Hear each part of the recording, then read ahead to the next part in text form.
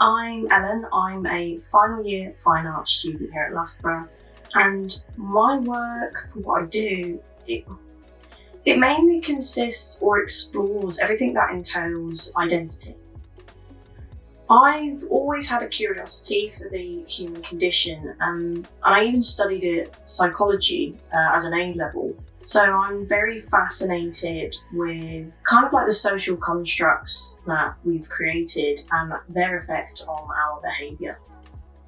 So I consider myself a multidisciplinary artist, so I explore both traditional and digital mediums. I find that a lot of things inspire me. Apart from the observations and the experiences that I have, I find a lot of inspiration through just mainstream things, so like music. So I kind of work from how a piece of music or a soundtrack might make me feel. And I just kind of enjoy creativity in any way that it manifests, not necessarily through looking at other artists and their artworks, although that is a great place to get inspiration from as well. So my art is my expressive freedom, and it's crucial to how I find balance in my life. I mean, for me, it's also a way that I cope, and that the process and progress is oftentimes just as important as the final outcome or the final piece. I think I kind of reflect many other artists when I say my professional goal is to sustain a career from selling my artworks, and that be financially both viable and reliable. Well, for me, what I like most about being an artist is the freedom to create what I want, when I want, and how I want to do it. So this kind of ties into the previous question in the sense that what I dislike most about being an artist is the more successful you are, the more the freedom to create what you want kind of diminishes. So my favourite colour is red. I also like black.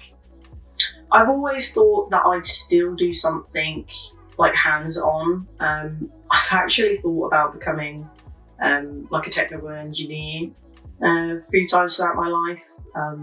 But I don't think I'm that technically minded.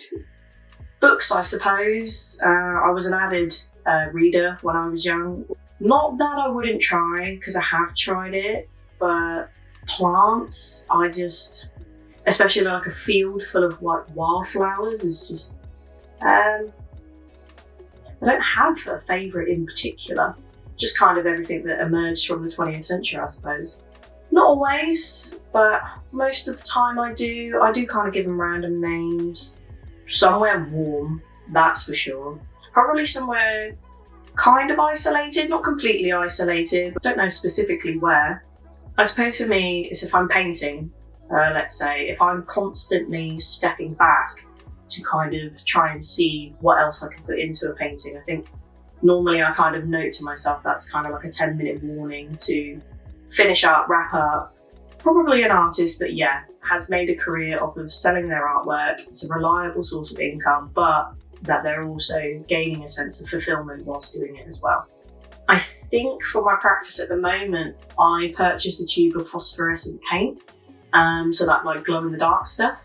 I had always had the intention of doing a master's in art therapy, but I think for myself, I'm kind of done with the university or like the education part of my life for the time being. So I think my plan after university is to get into a full-time job, start earning an income, and then possibly saving for a master's maybe 2 or 3 years down the line.